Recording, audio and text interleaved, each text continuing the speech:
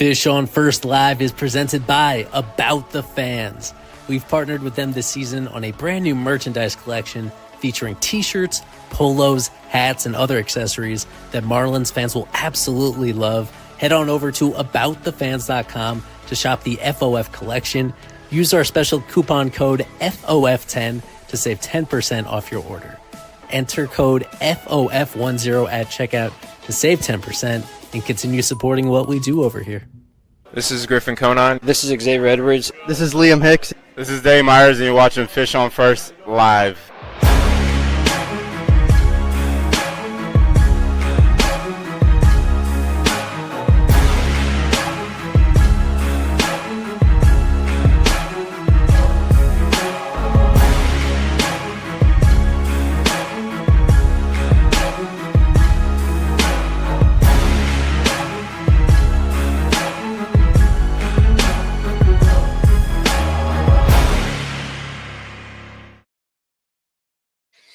Fish on First Live, presented by About the Fans, the final stream of the 2025 regular season. They did it. They really slapped the Mets out of the playoffs. Everybody was it has happened before. History has repeated itself in the final game of this season. Eli Sussman, Fish on First super sub, Gabriel Revilla. He has been on the final stream of the season at least 3 years running at this point. Yep. And exciting to do it again. Amazing occasion. This is kind of why we wanted to rearrange the streams to have them after games as well, hoping for a result like this. Final game of the season, they shut out the New York Mets like this, and there's most of the squad right there. We were talking before recording, Gabe, that this just shattered any preseason expectations that we thought they would have. There were some ups 100%. And downs, and they finished on a very high note. These past couple weeks, doing well enough to stay mathematically alive until Thursday of this week. They were competing against the Mets for a spot. They ran out of time to fully put together, but they do win the series at the end. They come into today, the Reds and the Mets with the same record, but the Reds owning the tiebreaker, a must-win game for the Mets.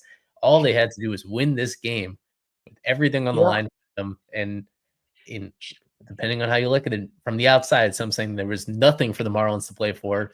But if you actually are around this team, and you know the history, they wanted to add another chapter of this Mets devastation, just like they did a couple times back in the 2000s, almost 2000s, yeah. So what a fun game to end it on. I mean, I'll tell you, that whole series was in a weird way, obviously the Marlins aren't playing for playoffs, but it had a playoff vibe to it. And that was fun to watch. It really was.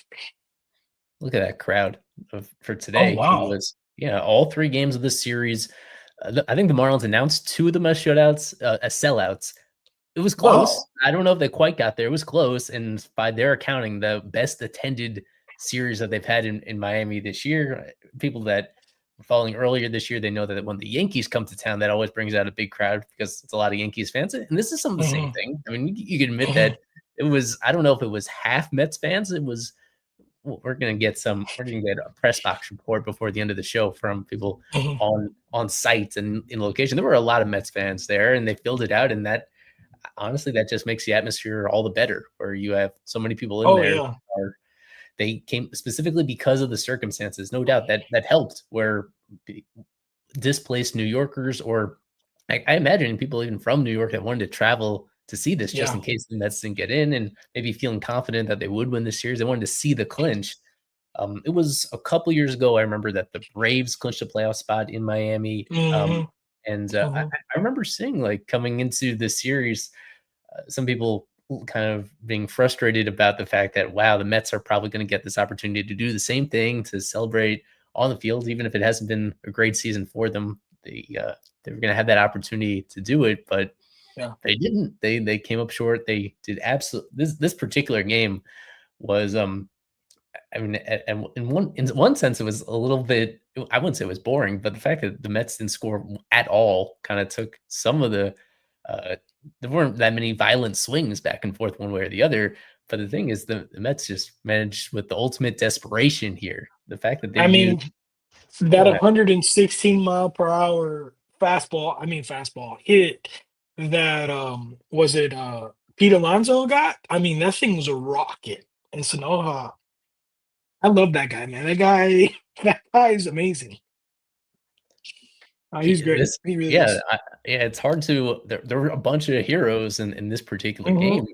It started with.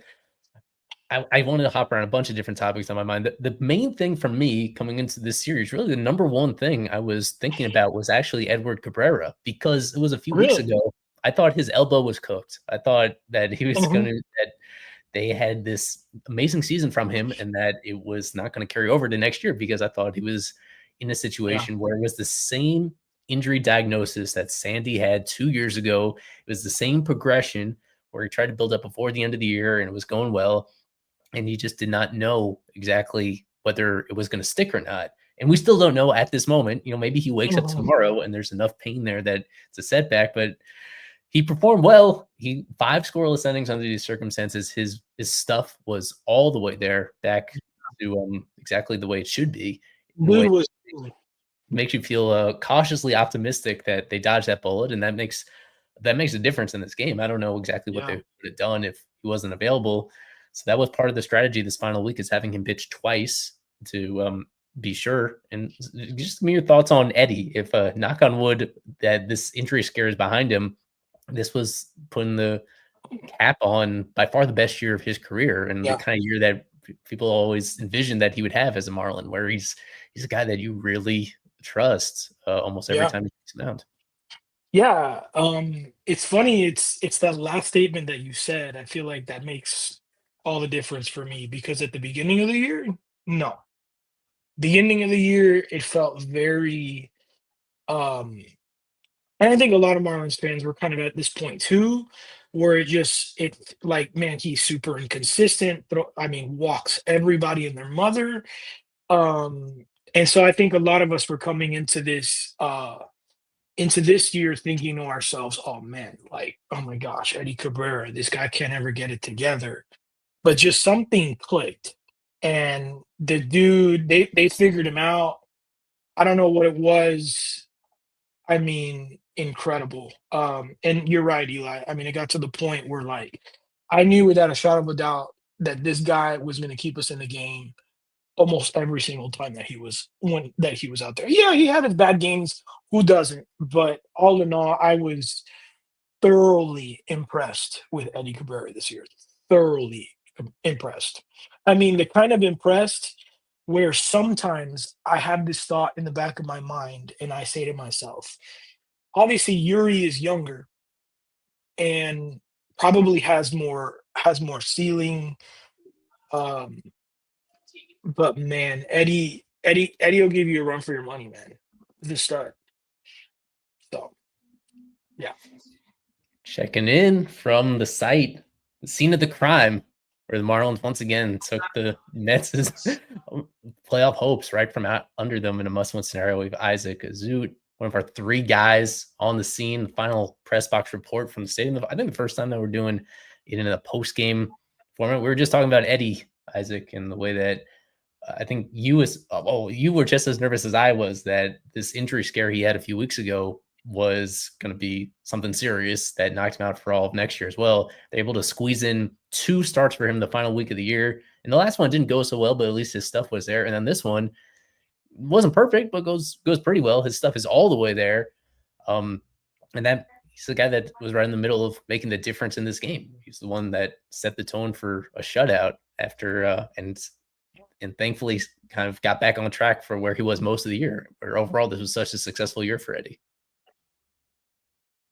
Yeah, despite the 5 walks, Cabrera's felt in control most of this ball game. He was able to keep the Mets bats really, really quiet throughout the whole game. The biggest scare was probably in that 5th inning where Clayton admitted post game that he really Mhm. considered getting Ronnie to face Pete Alonso, who has surreal success against the Marlins, but especially Cabrera. He's homered up him, I believe, 3 times going into today, and he almost got him. He had a 115-mile-an-hour laser, and luckily went right to Javier Sonoja. It was the hardest hit ball of the Mets season, ironically enough. But Wow. Cabrera, you're right, Eli. We were both very worried when he did get shut down. Well, I guess not shut down. but he was placed on the injured list with an elbow sprain. I was told that it was as severe as it gets, and it was as worrisome as it gets, but he was able to come back. Surgery was on the table, but he's chosen not to do it. Obviously, he came back and had a couple of nice starts since being reinstated, and he's going to go into the offseason fully healthy, which is really good to see. And yeah, this would put a perfect bow on easily his best season as a major leaguer. A quick side note here, people checking in from the Mets post-game morning session where Alonso told the media that he confirmed that he's opting out and becoming a free agent. A guy that, as you said, he did everything in his power to deliver the big hit in this game, and he was the one that put the Mets on their back in the game that they actually won in this series. So, and he's a legendary Marlins killer. But people already knew that he was opting out. But it's just fun to see now that the Mets fans can dread every single piece of bad news that comes out of this kind of loss is going to send them spiraling, understandably so. I find it interesting, though. I don't know if you guys do as well, that, I guess it was assumed that he was going to opt out. But to say this less than 10 minutes after your team was just eliminated, it feels a little bit narcissistic if you ask me. Like, hey, maybe wait a day. Let the team sulk a little bit longer before you make a big announcement about yourself and your own contract. Sleep on it. I found that. I found it unbecoming for the teammates and for the guy. I didn't like that, but yeah. I am curious to see what the Mets do, because it's also Pete Alonso, and then I believe it's also Edwin Diaz. Am I right? That's right. His decision is a little bit more complicated because he's got a couple years and it's a little bit. It's an option out.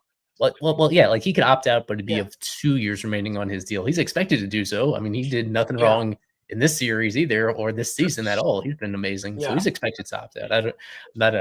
I'll get caught up on all the Mets drama. He's asked the exact same thing and had the same answer. So that would be I'd be curious to see though what team Pete Alonso goes and plays for, because in my head I see him as a Met through and through, and he is loved by Mets fans. I don't know, but I don't know. Well, while Levi's on, we'd be remiss not to get your summary of what came out post game. I'm sure you spoke with Clayton, but anybody else, just tell us what the message was coming off the end of this very inspiring season. This one that just crushed expectations. Yeah, it's funny. I don't know if you guys recall, but back in June when the team was about 15 games under 500, right at I guess I don't know if they were 16 games, but at the 82 game mark, I asked Clayton to evaluate his first half season as a major league manager, his coaching staff. He gave himself a C-. I asked him the same question here today post game. How would you evaluate you and your coaching staff's first full season as a major league manager and coaching staff? And he gave himself just a C. I asked him the season would be considered a success given the 17-game improvement from last year, but albeit not being in the postseason. He said overall it is, with all the core pieces that have really come out, including Agustin Ramirez, including Jacob Marcy, including Kyle Stowers. It's all the nice surprises that have shown up this year. They really come out of nowhere in some guys' cases, and he really has cemented themselves as, core players. That's basically the huge success for them. And then just the starting pitching that they do have, for assuming everyone stays healthy and still a Marlin going to spring training. You have 3 guys that started this series, and Sandy, Yuri, and Cabrera. Those 3 can go up against any top 3 in all of Major League Baseball, what he said. Overall, he is a little bit sad that the season is over. He mentioned that he did have this player and manager clubhouse meeting, once they were eliminated in Philadelphia. I didn't know that had come out yet. That was the first I had heard of it, and said he was really sad that, the team, that was it for them. He wanted the team to still be alive mathematically for this series against New York. Unfortunately, it didn't turn out that way. But, he made sure to have a meeting with the young guys and reassure them that there's still a lot to play for. And eventually, hey, they turned out with 79 wins, which is 17 more than I predicted in spring training. There's a look at it. The feedback I got on it was pretty negative, but I did at least look back at the history on it, and I think Clayton is going to get quite a bit of Manager of the Year love. Exactly, and right on cue, Devin was his comment. He should. Now, not to say that he is the best manager in baseball, because it's very hard to get into the conversation your first year, and we've been we've been totally transparent on here when we've had criticism of what he did. I don't think he is the best manager in the National League, but the way that this award works and the fact that, again, I spoke about this on our site, Fish on First, is that there's just been very few teams in the National League that actually improved a lot from the year before. And he's Marlins far and away the team that improved the most in terms of really any way that you slice it. And for them to there's sometimes not a huge difference between being a terrible last place team and being a third place team. But in this case, the fact that they at least flirted with the wild card race at a couple different points, one right after the trade deadline, and then here this earlier this week and at the end of last week, I think that shows that is a kind of more substantial jump in this case. So I think he's going to be on just about a lot of people's ballots, if not all the ballots. The question is, I'll be curious to see exactly how that voting plays out, just because there's not a conventional National League candidate this year, just given the way the league as a whole. Again, this circles back to the fact that the team is in wild card contention, or they were for so long, just because the National League as a whole is so shallow. Like outside of the top few teams, everybody else was mid or worse, and that just created this void that Marlins for a while looked like they might step into against all odds. Yeah, and not only just the mediocrity of the National League as a whole, the real setbacks that a lot of National League teams took, including the Mets, who went to the National League Championship Series last year against the Dodgers, including the Braves, who, I don't understand how they ended up being so bad this year. We thought the Nationals were a sleeper to pick to maybe finish second in the National League East, and yet all those teams took huge steps back, and I think that maybe helps Clayton's case a little bit because no team took a bigger step forward than the Marlins this year. Yeah, I'd agree. I mean, just looking at that record, fact that we're 4 games from the Mets, who are in second place. Yeah. Wow. That's just not what that's like. I came into this literally thinking that we would have the Washington Nationals record at best. Yeah. Genuinely. I agree. Yeah. Let me show the other side of this, because there were parts of the year where I was keeping my eye on the draft odds, thinking that, well, they're going to be one of the worst teams. At least they're going to have better odds of winning the lottery. So they're going to only have the 9th best odds of winning it. That being said, last year they had the 2nd best odds and they fell all the way to number 7 right there. But there's a look at the actual worst teams in baseball, and I just cannot get over the Braves, as Isaac mentioned, having their worst year in the Brian Snitker, Ronald Acuna era. So they're going to have better odds, and maybe they're a franchise that, because so much has gone right for them the past handful of years, maybe they wind up with the top pick or very close to it. So yeah, there are some unlikely suspects that finished among the worst teams. The Twins, a team that I think a lot of people expected to be right around the playoff mix. The Orioles, the fact that the Orioles were one of the most disappointing teams in baseball this year as well, and I think it's actually pretty poetic that the Rays finished a couple games behind the Marlins, because Peter Bendix obviously coming from them, and the reason why that hiring was so popular in the first place is because the Rays are always in it, or at least that was the thinking heading into the last couple of years. The Rays are always in the mix. That's exactly what the Marlins want to do. They always want to be relevant. And now this is back-to-back years where the Rays have finished kind of significantly far back from the actual contenders in the American League. And for the Marlins to have closed that gap with them almost entirely in the couple of years since Bendix left, I think is kind of interesting. I'm not going to read too much into it. Yeah, and we all know the weird season that the Rays have had to have playing at George Steinbrenner Field. A lot of exterior factors affecting that ball club. But it is always nice to see, because it hasn't happened often that the Marlins finish ahead of the Rays. So we will take the victories when we get them. And we touched on it briefly, but Isaac, we want to get your perspective on what the crowd was like at the ballpark. Yes. Because in terms of pure numbers, it was a record-setting series, but it's got to be. I'm sure we know there was a ton of Mets fans, but what exactly? Yeah. How exactly did it play out in real time during these games? Yeah. So unfortunately, it wasn't here Friday and Saturday, but today, it was an announced crowd of 34,660, if I have that right, and I would say that approximately 65% were Mets fans, and I have to hand it to the Marlins fans as well, because they were competing really hard to we have a visitor here in Mr. Kevin Burrell, who's alongside me, along with Luis Adio Weiss. But I think that the Marlins fans were just as loud as the Mets. For example, on that flyout by Pete Alonso, when Sanoa did catch the ball, it was just as loud as it was when the ball left the bat. So I would say 65% Mets fans, great turnout. They called it a sellout, despite it being 35,000 last night, which was also considered a sellout. Today, 34,660. I was told that anything over 34.5 is a sellout, which I don't really understand. Yeah. Well, it's But good to know for future reference that there's some sort of line. there's that they some use. number, there's some line. So because it didn't make any sense at all. Can I ask you guys this question? I don't know if Mhm. it was just me this year, but I feel like we had a higher attendance. Or was that me? Or is that just me? Me just thinking Well, about like the Yankees, like overall, what was our attendance like for the Okay, year well, I in can get comparison? the final number is that it was up from last year. Last year was 1,087,000, and they finished this Mhm. year at 1,156,000. Oh wow. So they finished Okay. it's like 1,000 fans a game, which Okay. is, I guess, it's most of that is just because the Yankees were here this year and they weren't here the year Yeah. before, right? Like that's Yeah. almost the entire difference Yeah. is the fact that those are alternating years. You have the Yeah. biggest fan base in the sport here, and so next year they won't again. So that's part of it. Yeah, I don't know. It's Yeah. we had the conversation just a couple of years ago in terms of how the needle moves based on how the team does, and ultimately, even in this case, we had comparisons on I think on the last stream about 2025 versus 2023 and the team's quality. But when Mm, a lot of people they're not really going to tap in until the team makes the playoffs.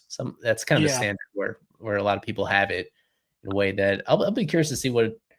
Well, that's something we'll follow. It kind of depends how the offseason goes as well in terms of what the excitement level is for next offseason. I know the vibes are extremely high right now, but I think some of the mood heading into next year will also depend on what tangible improvements they try to make to the roster in a way that they didn't do at all coming into this year.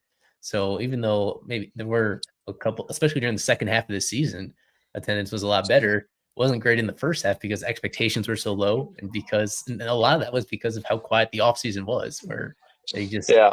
there was zero outward aside from that one Bruce Sherman quote, the now famous Bruce Sherman quote, "We're going to win a lot more games than you think we're going to win." Aside from that, they were not as an Yeah. administration, they weren't really trying to get people's expectations up. They were very cautious heading into this year in a way that Yeah. I think is going to be a lot different heading into 2026.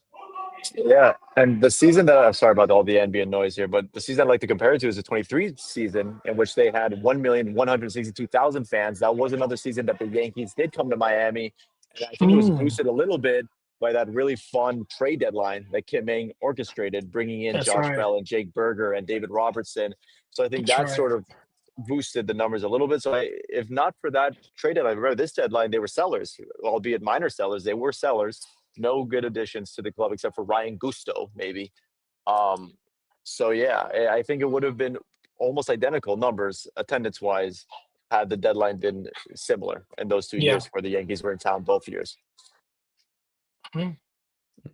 I think we're going to win a lot of games, a lot more games than you think we're going to win this year. There's that famous soundbite.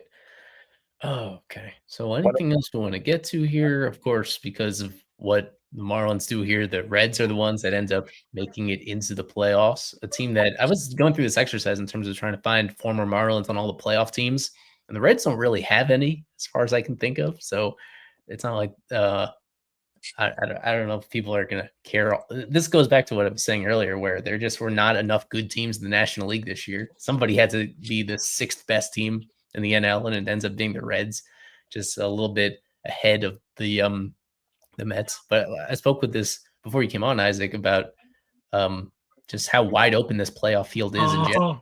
across baseball, where there just are this year overall in both leagues that there weren't dominant teams.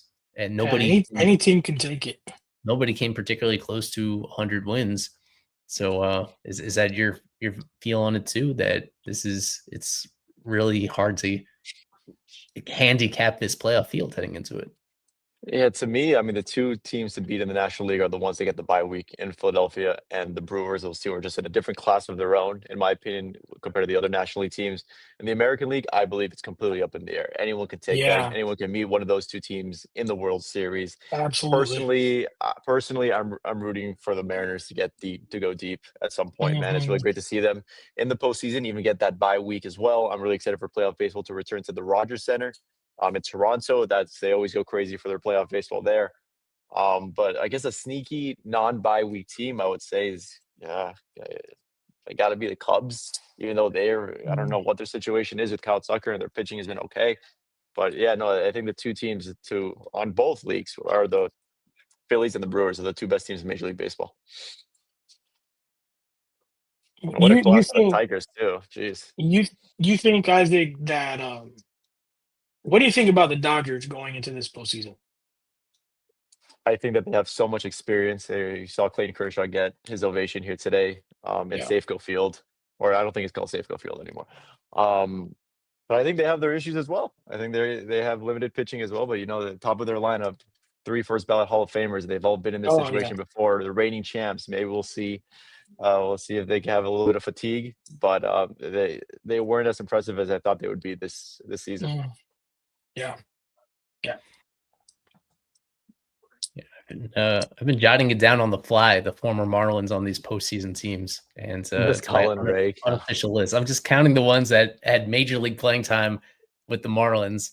So yeah, Colin Ray is going to be some low leverage role with the Cubs, and yeah, with a handful of teams, I can't figure one out. The Dodgers have the biggest Marlins presence, where they have Miggy Rowe, they have Tanner Scott and Alex Vesia. I think Tanner is going to make their postseason roster. Pretty sure, even though he absolutely disintegrated down the stretch.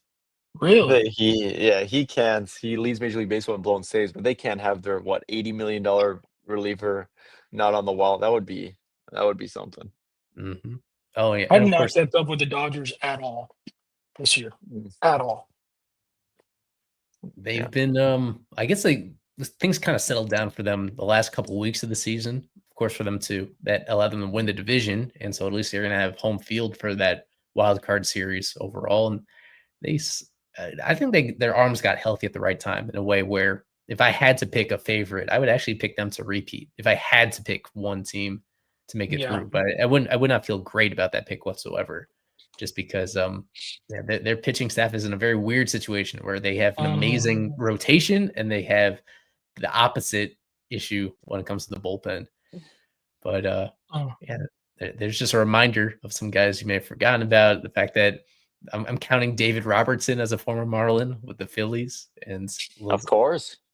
we talked about Jesus Luzardo quite a bit on the previous stream with Alex Carr, where Luzardo is going to be a huge piece of what the Phillies do in the postseason after getting a tiny taste of it 2 years ago with the Marlins. And we've already been through it with Jazz last year, where Jazz had what was, all things considered, not a very poor individual performance in the playoffs, but the team itself made it through and had a couple big moments. Yeah, just a few weeks or maybe a couple months ago, it was thought that maybe Luzardo would be throwing out of the bullpen for this Philadelphia stacked rotation. Yeah. When he was struggling a tiny bit, Zach Wheeler was still there, but hey, he's really shown to be like probably the second best starter in that rotation behind Christopher Sanchez. Aaron Nola comes back after those 8 shutout innings the other day. So the Phillies, I'm telling you, are the force to be reckoned with. It's pitching and defense wins a World Series, and the Phillies have that. Mm-hmm. That's why the Mets did not make it. They did not Yeah. have a starter go more than 6 innings. More than 2 times. I think they had one guy go more than 6 over the last 60 games, which is absurd. Yeah, a complete collapse. I love that picture. We got to keep coming back to that, because that is not just the news from this game, but that is the news around baseball this year, that this Mets team that spent as much money as they ever had to put together. Oh yeah.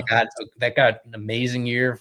All things considered, they got an amazing year from Juan Soto. They got an amazing year from Pete Alonso. They got an amazing year from Francisco Lindor, and their pitching staff just totally crumbled as the year went on. And in this final series, even those big names weren't good enough. It wasn't a deep enough roster offensively. They made a bunch of trade deadline moves and they're really active at the deadline, and basically none of those guys helped them whatsoever. Like in the No. course of the series, Cedric Mullins was a non-factor in this particular game.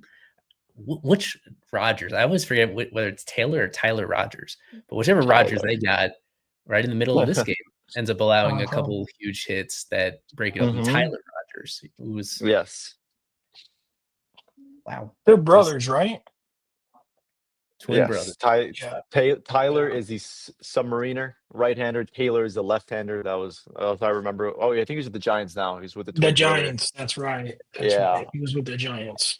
And and it's always cool to see a major league team, any team, because we don't get to see it that often with the Marlins, but teams managing like it's Game 7 of the World Series. That's what Carlos Mendoza did today. Right away, you had Sean Manaea throw 5 shutout outs and then go straight to his bullpen. And Tyler Rogers gave up the pivotal 2 hits that ended up scoring for the Marlins. And man, just like we said, a complete collapse for the New York Mets. You don't hate to see it by any means.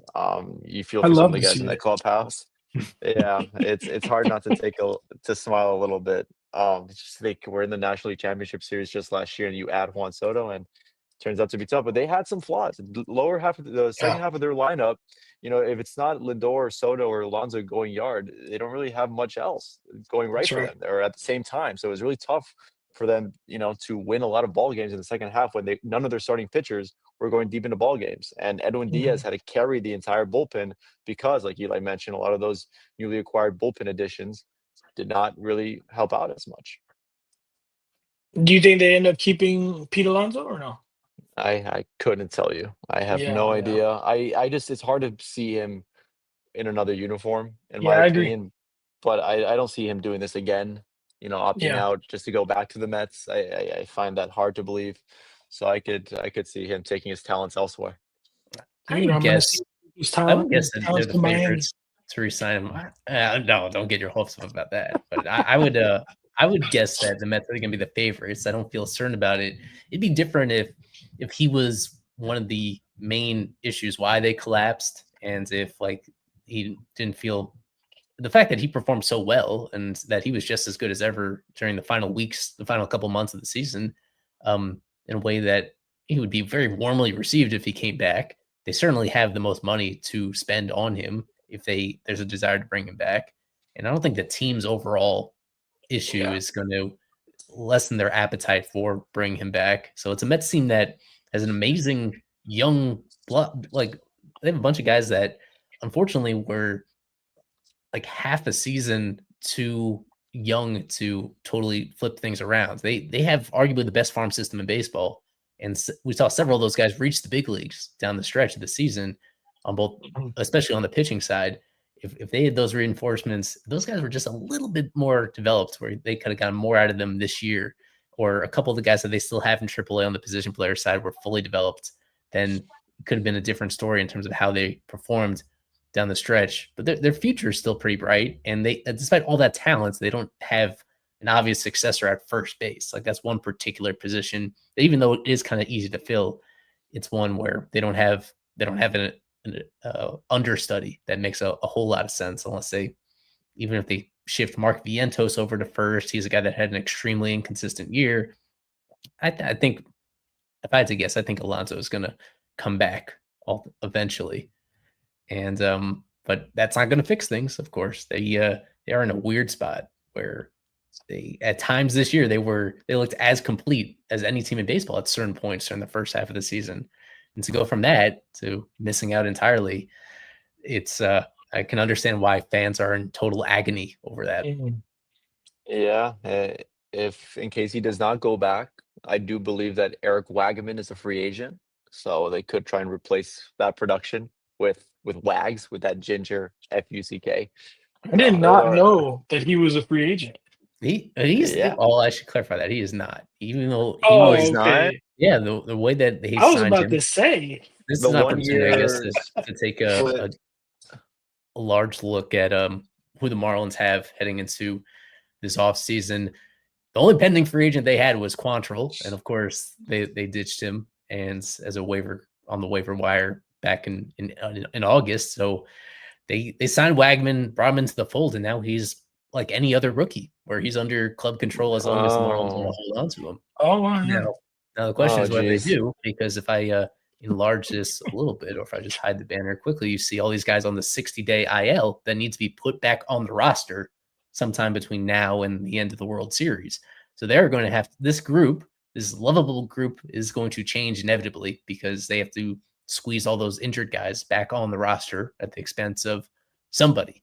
So that's something we'll unpack as this thing settle down heading into next week in terms of who might get squeezed out when they bring back, especially all those injured pitchers. And at this point, it's just a bunch of pitchers that were still on the IL. So they've some minor decisions to make on the edges of the roster, which shouldn't be taken for granted because a lot of the success this year came from guys that they acquired from other teams who were squeezed off of those rosters. The guy who closed out the game today, Tyler Phillips, he was cut by the Phillies right before the start of their season.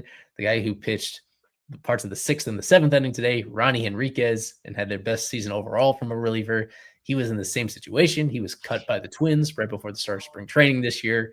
And he ends up being a keeper and a guy that looks like a high leverage weapon for years to come. So those decisions, just as it's important who they acquire from outside the organization, it's also just as important who they let go. So even though it seems like marginal stuff, and even though there's not really any money involved with it, that's going to be important. And that's something that we'll analyze leading into that. Whether it is somebody like Eric Wagman, who's kind of he's in that general area where it could go either way. So whether they want to make room for him one way or the other. They'll be haunted just the same about any of these guys that get squeezed off and then break out elsewhere. So that's the other. Yeah, you'd have to assume that guys like Troy Johnston and Brian Nepomuceno are some of those dudes who maybe don't have a for sure spot heading to that deadline. But yeah, they are going to have some tough decisions to make, and they also will have to decide on any of those 60-day IL guys if they want to. With Cabrera being healthy, I'm not sure if he's going to be able to pitch next year for them, which is no guarantee. Then yeah, maybe they are able to take back everyone else. I don't know if they want to bring back Tinoco, Taylor Zuber. We shall see, but it's gonna be an interesting deadline for sure. Mm-hmm. And this is obviously our first stream since the AAA National Championship game. I'd be remiss not to mention that because that was Jacob Berry, right? Clutching Jacob Berry, one of my favorite gifts of the whole year. That's the best first round draft pick we've ever made. Right there. Swung the entire championship game. The Jumbo Shrimp were up at 1.6-1 late last night. They blow the entire lead. Robbie Snelling, of all people, the team's minor league pitcher of the year. He comes in out of the bullpen. He's throwing gas, but I think he like a 98-mile-per-hour fastball that some guy caught up to and flipped the game in the top of the 9th inning. So they're down by 1. 2 outs left to go, and it's Barry on the first pitch. He crushes the fastball. That was amazing. The way that they received him, that team, because he's a guy that spent the entire year with Jacksonville as well. It's naturally guys go up and down between AAA and the majors, and he was a guy that did not get a chance in the majors, even though I picked him in our call-up contest. I was getting close to getting him, but he didn't get that opportunity yet. So he was a true Jumbo Shrimp through and through this entire year, and it's very fitting for him to come through. So what were the stats for the year? Nothing particularly good, by his standards. It was a career year, but he was more or less like a league average hitter. He only hit 8 or 9 home runs. Like even he was in terms of, it was just such an inconsistent year where he was in the worst slump imaginable throughout April and a lot of May, and then he was pretty good, all things considered, from June onward. So it turned it around in that aspect. Still a guy that doesn't have a defensive position, and someone that it's a lot of singles and doubles, and usually not home runs. But playing this game, they're playing it in Vegas, and Vegas is one of those places where the ball absolutely flies. So this is a ball that I think would have been a home run anywhere, but in this case, it was a no doubter. that's why this reaction was a little different than usual. One of his longest home runs of the year. Yeah, Brian Lavastida is the player that took Snelling deep, down by 2 with runners on 2nd and 3rd. Oppo Taco against Snelling, and boy, that crowd and that team went berserk. For the young man who has 8 career games in the major leagues and a sub 100 batting average. So this year he had a good season in the PCL though, but yeah, it was tough to watch live when they hit that go ahead home run. I wasn't feeling it. I think only one or two of our staffers were up late. Shout out Nate Karsmer, who happened to still be around and checking it out. But no, I did not find out until early this morning that they pulled through in that regard. Yeah. Okay. What other stuff do we want to get to on here? Peter Bendix, Isaac, he's going to speak on Wednesday, right? But I think we saw him. He was at the ballpark today, of course. I think Kevin sent me a little note that he was in the clubhouse post game. Did you see any of that? What those interactions were like? I saw maybe one of them. I rushed up here to be on the live stream. I was in there earlier. We had a really long post game press conference with Clayton McCullough. It was almost 12, 13 minutes when they're usually about 7, 8 minutes long post game. And then a lot of the players had already left or packing up. And I saw one Bendix encounter. I think he was talking with Ronnie Henriquez through translator Louis Durante. And no, maybe Kevin will fill us in more. But yeah, he is expected to speak at Lone Depot Park on Wednesday at 11 a.m. And discuss his overall thoughts on the season, the coaching staff, players. Maybe we don't usually get a lot out of Peter Bendix, but we'll try our best to ask sharp questions that he has to answer. Yeah, we really never do. Is whatever angle you want to take with trying to put him into a corner, he always slithers out of it and just says he answers the question that he wants to answer, even if that is not the question that you asked. Very slippery. Spoken like a true, says it like a true politician. Yeah, that is correct. Do you guys think that he was super vague just about everything during the offseason, but do you guys see any window this offseason in which we see him actually make some improvements to the club that are going to help the team in 2026, or do you think 2026 is still rebuild time? Mm-hmm. Well, we have a timely comment on here where, man, they just have so little money on the books for next season at this point where they have to do something in that regard because they were in the crosshairs of the Players Association entering this year. They're spending so little money, and it's going to be even more glaringly obvious in 2026 if they don't do anything because it's Sandy under contract. And hilariously, the second highest paid Marlins player next year, as currently constituted, is going to be Giancarlo Stanton, paying him $10 million from that trade 8+ years ago. That money that they threw in to get talents in return, that is finally due. They've not actually sent along that money yet. That starts finally next year at $10 million a year for each of the next 3 years. And aside from that, it's a bunch of guys that are either pre-arbitration eligible. There's a handful of guys that are going to be arbitration for the first time, but none that are really going to move the needle and get huge raises. The guys that had the best, most durable seasons for this Marlins team, Kyle Stowers he's not due for a raise yet. Neither is Otto Lopez or Xavier Edwards or extensions or Yuri Perez. Extensions, you said? Yeah, extensions. That's. I mean, I'm feeling like somebody's got to get an extension. Somebody's got to get it. There's no way we just continue to go on with how young all these guys are. I just can't see it. But I mean, it doesn't surprise me. We go and trade Miguel Cabrera. I mean, you never know what these guys are going to do. Right. Yeah. Well, different circumstances, luckily. And there is unfortunately no Miguel Cabrera type guy on the Marlins. The only guy who would have made sense a couple of years ago was Yuri Perez. I think they waited too long on that. There should be more news on that later in the offseason, but I think they waited too long on that. It's impossible. Jacob Marcy was another name that was floated to me, but I think he's too old. I think he's 24 years old now. They're not going to extend him when they have him for 6 more years until he's 30. I think they're going to enjoy these 6 years at a very reasonable cost and then let someone else pay him the big money. The next guy that would make sense is Thomas White. to extend. But this regime has really just shown no inclination of extending anyone. Granted, it's only his second full season for Peter Bendix, but I just don't see it happening. Craig Mish did report on Marlins Live on Friday that he could see the Marlins make some offseason additions to help the 26 club, including the bullpen. The Marlins obviously need help at first base, like you guys mentioned. I don't think Troy and Wagaman, that platoon duo, is going to do it.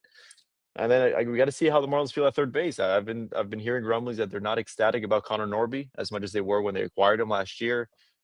They do have Graham Pauley, who was a 1-win player this year. Phenomenal glove at third base, limited with the bat, played a little bit of first base towards the end of the season. But I think the Marlins would like something more, especially if they plan on being competitive next year. So what are they going to do with Norby? They're just going to train him? I think he's a bench player. I think he's a great bench player. He plays against lefties. He should not be playing third base. He just can't throw the ball. He does have some power in the bat. He had a great game today, for example. He got on base 3 times. But I think overall, I don't think they're enamored with the offensive product that he is. But I think they will give him at least another half season or another couple of months in the regular season. But they are going to be looking for outside help. Yeah.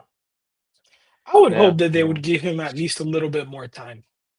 Only because it's like, yeah. I wouldn't be surprised, but they traded Trevor Rogers, who ended up having an incredible season for the Orioles until his most recent start against the Yankees. But yeah, it's gonna be an interesting spring training for sure. I know we say that every year, but the spring training is gonna be a lot of fun. Very interesting. A lot of guys from that Jacksonville team going to be there, and if they don't make the opening day roster, guys that are going to be up at some point in 2026 that we haven't seen yet. Whether it is Robbie Snelling, he has plenty of time to recover from his blown save in the championship game. He's going to be just fine. And Joe Mack is the most obvious one, where he made another amazing defensive play last night and also hit a home run in that game. He may have won MVP of that game if it wasn't so dramatic at the very end. And he just had another great season to validate himself as the catcher of the future. And I think that part is really clear. It's not a question of if he's going to get that chance. He will be, and it's about what they're going to have to move everybody around him in deference to him, because he's the guy that can actually handle that position defensively and has more than enough offensive potential to be a great option there for years to come. So that's he's coming. No doubt about it. He's right on the verge. If it's him and Agustin Ramirez, do you put Joe Mack as your full-time catcher and Ramirez as your DH, or what do you guys think? Or is it just going to be a rotation like it's been? Yeah, it sounds like once Mack is up here, he's going to be the full-time catcher, and Ramirez will still catch a considerable amount. Nowadays, no one really catches 120, 130 games anymore. So you could see Mack catching maybe 90 to 100 games. Augustine another 20, 30, DHing, maybe some first base versatility. We've seen in spring training this year. That'll be something to ask on Wednesday. I can't wait to ask about Ramirez's defense on Wednesday. But yeah, it's some sort of percentage, 70-30-ish would be my guess. Yeah. So the thing with Ramirez is just how mediocre he was, even with the bat, for a large chunk of that season heading down the stretch. I absolutely love his potential, but you finish this year with a sub 700 OPS. You need to take a pretty big leap from that if you're going to be even most of the time a DH in order to actually be a valuable player. This is a guy that as soon as he got called up, there were people saying that he would be the most obvious extension candidate. That's when there was still some hope with him defensively, and that's when there was excitement that his bat was of that type of caliber that you absolutely you couldn't imagine life without it. And the Marlins gave him so many reps down the stretch, which I love to see. But yeah, he really faded gradually as the year went on. If you look at his last 50 games or so, he barely hit 200. He had more stolen bases than home runs down the stretch. That was an interesting wrinkle to his game. And it's an important one, that he is more useful as a base runner than most catchers are. That is something very real there. And even if he's a DH, he's more useful as a base runner than most DHs are. That's something. And the fact that he still has good contact skills in a way that matters. It's just there was a lot of easy outs as well. There were a lot of lazy pop-ups and a ton of ground balls down the stretch, especially to the right side, where he mechanically there has to be some adjustments here based on how much weak contact. There's just way too much weak contact in a way that doesn't make sense for somebody with his natural ability. So I think he's going to take a pretty significant step forward moving into 2026. But it is that He question has about to. what you do with him defensively. Yeah. And the team has been consistent with this, even though I don't fully get it. The way that they've had these players fully locked in on one particular position until it's clear that it's not working there. They did it with him this entire year as a catcher. They did it with Edwards for a lot of last year and a significant chunk of this season as well. And they've done it with Connor Norby too, down the stretch where we've had some conversations privately about like how ridiculous it is that Graham Pauley is the one moving off of third base in order to get Norby and Pauley in the lineup, when common sense would tell you that should be the other way around. That when you have the one guy that is fully that has shown he belongs at that position, then he should be the one that you put him in place and then make adjustments around him. And it's an interesting approach. Maybe that is something to be brought up with Bendix. It's just about that pattern of handling players that way, where yet to this point, it's not like there's been, that's one side of the equation where there hasn't really, so far, they're kind of 0 for 3 if you want to group those players together in terms of ones that they stick at this position.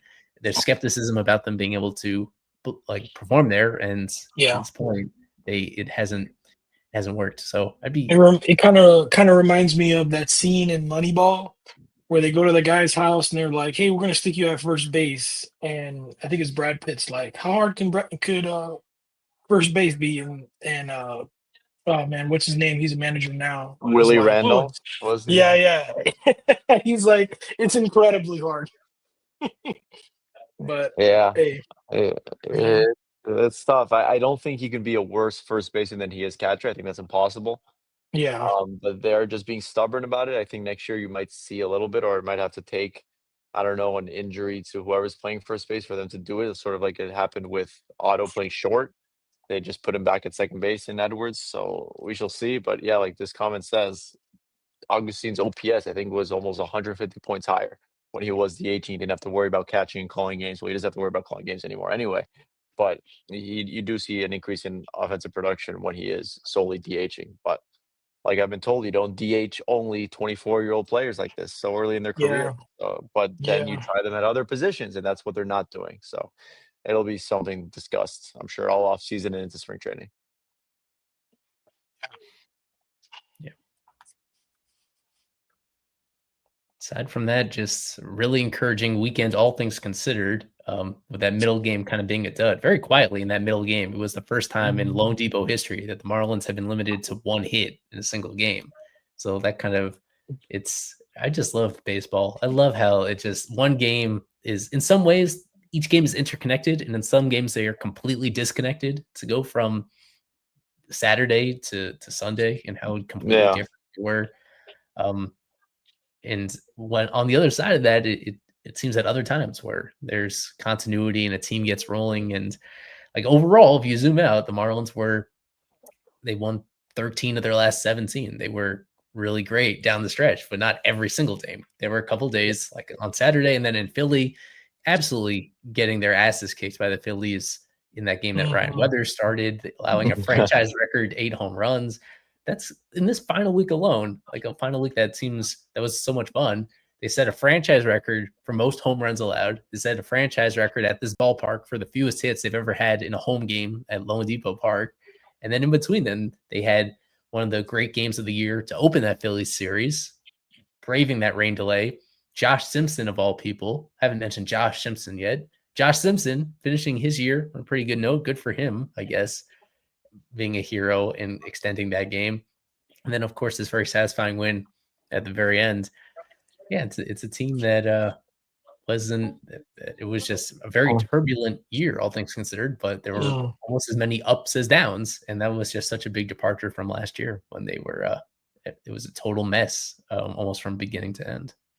Oh, and we've mentioned this as well. That's going to be another storyline about the pitch calling coming from the dugout. This was overall, if you look at the stats, we're going to do some analysis on this. They had 9 games where they called pitches from the dugout at the end of the year. They had that one clunker in Philly. The other 8 games overall, they were awesome. Like, this pitching staff really did have one of its very best stretches of the season over these 9 games. Yeah. How much of it is going to be credited or should be credited to the change in pitch calling that was coming straight from the coaching staff instead of from the catchers themselves? The results were really good. Even if it's a tiny sample, that's something that shouldn't be totally overlooked. That they tried this weird experiment when they were still mathematically alive in the wild card race. The timing of that was it's very odd timing where it's still a small sample, and but didn't really throw them off their rhythm. Or overall, the pitching staff did really well down the stretch. Sandy had 2 very good starts with this system, and you want to think about it from that veteran's perspective as well, because that's going to be it's easier to put this stuff in place when your team is very young and inexperienced, and you have guys that don't have the tenure and don't have the track record to kind of push back on it. They're kind of along for the ride because they have to. They're following orders. And the fact that at least the veteran players that were involved with this made the transition just fine. So it's I think I've seen some pretty smart people suggest that this is going to that the Marlins might be pioneers on something that is pioneer is the wrong word, because this is kind of in a way this is just just taking away responsibility from the catchers in a way that already happens at lower levels of baseball. But I should say that the Marlins may be doing something that is going to be replicated by a lot of other teams because it's something that actually makes sense. So it's still premature with this, but when they finish the season off like this and they shut out a team that had so much talent in their lineup and so much desperation that they were playing for, and able to perform the way that they did, it is something that I'm excited to dive into, because it was in a small sample. The results have been really encouraging. Yeah, you got to assume just it makes all the catchers more comfortable. I assume there will be some catchers that did enjoy and do not like this change. And I know that some pitchers, because the whole argument against it would be the catchers know what the pitcher has that day better than the guys in the dugout. But and I do feel that, if a guy doesn't have his sinker one day or Sandy doesn't have his changeup, who knows that better than Joe Mack or Agustin Ramirez catching him behind the plate more so than the Marlins pitching coaches. So that's the one argument I do like. But at the end of the day, all the numbers suggest otherwise. It doesn't matter what you have; if you can still throw it. If that's still your best pitch, you still throw it more than any other pitch. So I see both sides of it. But I personally, I am going to miss the whole game calling by a catcher, because that was such a big piece of that position going forward, and now it's really going to change the position for forever. It looks like. I mean, I think even with so you have that coming into play, and then the ABS challenge also. Yeah. So with catching 2026 No for the framing. Marlins at least, it's gonna be interesting, man. Well, I mean, you can kind of, if you think about it, you can kind of use the framing. Well, yeah, I guess it wouldn't matter in the end. It's going to matter still in the majority of cases with framing. It's only 2. Yeah, you're still limited if the number of challenges remains to 2 challenges, right? Yeah, at least initially, if it remains that low, then in most situations it's still going to be the same situation. And in fact, it's going to with people, given that there's now going to be the option of really knowing exactly where a pitch is and whether it should have been a ball or a strike. I think it's going to make the broader public even appreciate the good pitch framers even more, because they'll be thinking about, damn, we're this close to, if only we had challenged there, and if only we hadn't run out of challenges, and the fact that this guy's just too good. So no matter how many challenges we have, it doesn't make a difference because he's stealing so many strikes. It's I'm excited to see the ripple effect of that. And from following Joe Mack, I feel like that's the part of his game that he's least exceptional at. I don't think he's totally transformative as a pitch framer, the way that just a small handful of guys are in the big leagues. Like Austin Hedges has that reputation. He's been around a million years, even though he can't hit because of his framing. And Patrick Bailey with the Giants has that same reputation. With Mac, it's really the whole combination of defensive skills that he has. He's good at everything, and he's probably best at controlling the running game. And which we need bad. Which is a great fit for this team, as long as they're going to hold on to, if it's not Sandy and Yuri and Eddie, if they hold on to at least two of the three, which is what we expect. Those are guys that when things come undone for them, a lot of it is because of the running game. And Mac is going to make a really significant impact in terms of neutralizing that.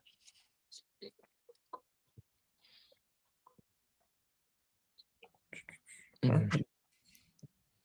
So let's see, any of the final things I wanted to get to on the show. The playoffs start on Tuesday, and it's part of the reason why they don't have those special tiebreaker game scenarios anymore. They wouldn't have come into play in the National League anyway this year, but the reason why is because they added those extra playoff games, and the turnaround is so quick that they wanted to now decided on paper instead of on the field if teams finish with the same record in those situations. So actually, I take that back. In this year, if they still had the old rules, then the Reds and the Mets would be playing one of those tiebreaker games themselves to decide who would get that final spot. Instead, at least people knew where the Mets stood here, but they knew that the Mets had to finish with a better record because those tiebreakers going the other way. Devin reminds people, Marlins baseball comes back pretty soon. Their Arizona Fall League starts a week from Tuesday is when Marlins prospects will play their first game.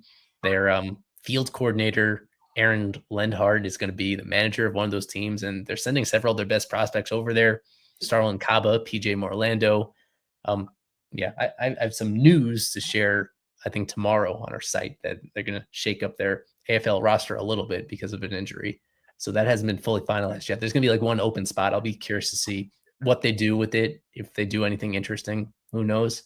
But they did have an injury to one of those guys that was initially going to be part of their delegation. So we'll get to that on Fish on First soon. And I did ask Clayton if he has any plans to go to the AFL maybe and check in on some of those guys, and he politely said no. That Lenny, he's got it under control, but he has no plan. He even joked around. He said, "I didn't even go when I was a field coordinator or a minor league guy down. I'm not going to go now." And he was very funny about that. Mm-hmm. But unfortunately, I have to leave you guys. I think they're closing down the press box. But thank you guys for having me. I assume it's almost over anyway, right? Mm-hmm. Thank you for another excellent regular season of coverage, Mr. Zoot. Oh, thank you very much. Thank you, Isaac, for everything, bro. Thank you for joining us, Mr. Gabriel Revilla. And I'm sure we'll see you guys soon. Absolutely, dude. Yep. So one last thing is starting on Monday, starting tomorrow. Yeah, we're going to open up voting. We're going to do awards voting on our site, the FOF awards. And the way that we're going to set it up, I'll give people a sneak peek at what that looked like. We're going to finalize it tonight as a staff to make sure all the right candidates are in there for it. But we picked out like a handful of awards that are in some ways similar to what people are used to, in some ways a little bit different. Yeah. Where what we're going to do is open it up to anybody that has an account on our site. I need to update this date a little bit. We'll figure out exactly how long to keep it open, but just for a few days, picking hitter of the year and pitcher of the year, rookie of the year. Oh, yeah, it is great. Transactions of the year. I'm trying to narrow down this list of games of the year because I initially wanted to do 4 and then I expanded it to 6. So we'll finalize that as well. Handful of categories here. The way we're going to do it is that everybody can vote, but we're only going to count the votes that come from our super subs, such as Gabe, who's been a loyal supporter of what we do. So we'll see everybody's voting, but for them to count, you got to support us. Be super sub. Yeah, fishonfirst.com/subscriptions. Those are the ones that are going to count and determine the winners of those various awards right there. So we appreciate everybody that already supports us in that way. And are you gonna announce the series prediction winner? Who won that, by the way? You read my mind. That is going to be our final item on the agenda right here. Cool. No new predictions that we're gonna make on this pod, but this is the this was the 52nd and final series of the Marlins season. All season long, I know you have been very consistent with making those picks. You've been a contender for that title a couple years in a row, and I have not been. One day. But yeah, we've tabulated everything. I need to update the leaderboard on the site after we get off the stream, but we do have a winner of Prediction Time 2025. This is Prediction Time. I think we're going to win a lot of games, a lot more games than you think we're going to win this year. It was a good year for people that were optimistic like Bruce when it came to predictions this year, because Marlins did exceed expectations, winning almost half of their games throughout all season long. What we did is we asked people how many games the Marlins would win in each series, who would be the series MVP, and it was our staffers, our live stream guests, and our super subs. And yeah, we let me make sure that I've stalled long enough to find what I'm looking for here. Coming down the wire is basically a two-horse race at the very end between Isaac Azut. No, not Isaac Azut. Wow. Hector Rodriguez, one of our staffers, and also Alec Chow, one of our longtime super subs.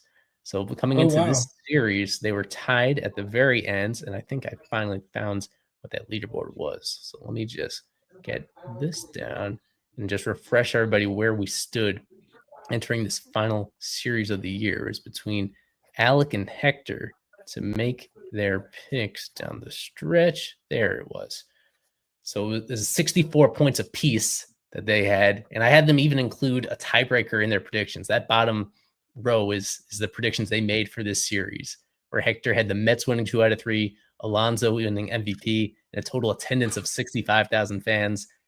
Rings, that's Alec's name, his username that he uses. He had the Marlins winning 2 out of 3. Sandy as the MVP, only 55 in total attendance. Both of these guys underestimated the power of the Mets fans and how they would lift attendance numbers over the course of the weekend. So that tiebreaker didn't come into play anyway, because the Marlins won the series 2-1, and that was enough. That was a margin of victory that Alec needed to be our series prediction winner. He's been on the show several times. It's awesome. There's a look at him right there. Appreciate his support. He's our Prediction Time champ for. Let's go. Yeah, that's awesome. It did come all the way down to the wire, and we'll mix in various predictions, I guess, over the course of the off season that maybe we'll keep track of for shits and giggles for people that are interested in doing. But congrats to Alec, and I'll be in touch with his special prize, to show my appreciation. And the reigning champion was Daniel Rodriguez on our staff from last year. He fell off relatively early. It's hard to repeat on this. We have a bunch of people that are really devoted to making predictions on a consistent basis. That's why I wasn't even in the picture at the end of this. I was bumped off by you as one of the people that was in the mix. And so these are the scores heading into the final week, and I'll tabulate including this final series, and then update on the site for people to see. But yeah, we've been doing this a few years in a row. We had a previous version of it that was a little bit different back in the Fish Stripes days, but I like what we landed on, and we'll continue to tweak it and listen to feedback from yourself and others about how to make it even better moving forward. Yeah, this is probably the Prediction Time thing is probably one of my favorite things that Fish on First does. I think it's just fun, man. It's just so fun to just kind of like, hey, who do you think is going to win the series? It's fun. It's a lot of fun. Mm-hmm. We will wrap it up there. Cool. One more time, got to put the sad Mets fan on the screen. That's just an incredible ending to the season. It'd be difficult to believe if it hadn't already happened earlier in Marlins history, and to see both this team crush its expectations, and also to see the Mets and their fans get crushed by the expectations that they set for themselves and fall so far short. It definitely alters things a lot heading into 2026 in terms of. It's also interesting given how this team. Mets fans, man, they were going ecstatic during the offseason with, man, we signed Juan Soto. And that's great. You signed, a generational talent, absolutely. But, man, this game, it's unforgiving. It doesn't love you back, That's a reality of baseball. So That's why we love it, because of yeah, how much it surprises us in these various it ways. does. Uh-huh. It So yeah, does. thank But, you for everybody yeah. for tuning into this particular show we do all season long. When we started just a couple weeks ago, making sure that all these are uploaded on our podcast feed as well, so people just want to listen to it and don't want to come all the way to YouTube or to Twitter, you can get the full show wherever you get your podcast as well. And we're going to keep that up. So still ironing out exactly what the live stream schedule will be for the off season, but I'm always bad at these end of season sign offs, because honestly, I'm almost as busy once the regular season ends. I'm almost as busy as I am moving forward in October, November, etc. Whether it's 100%. planning for future stuff, but also just staying on top of what's going on in the news, and whether it's on the prospect side with things like the fall league, but also in winter ball and guys that are playing over there, Yeah. and just outlining all the potential scenarios for you guys in terms of what the offseason looks like, how much money they 100%. might have to spend, and then where they might want to spend it, the guys that they have opportunities to trade, the ones that are at a crossroads in their careers. We break it down, and there's really only a couple real soft spots in the whole offseason that come around the holidays at the very end of the year. But between now and then, there's a lot to keep me going and to keep my staff going. So as long as people, and I'll say this as a super sub and as someone who has followed you guys for as long as I have, man, thank you guys for everything you guys do, for real. I appreciate it. I know that you guys do some serious work, and honestly, that's why I follow you guys more than other media platforms per se. And not to say that others aren't as good, but I know what you guys do and the amount of work that you guys put in. I think that's awesome. And we as super subs and as fans of Fish on First, we appreciate it, Eli. We really do. thank you. So, yeah, man.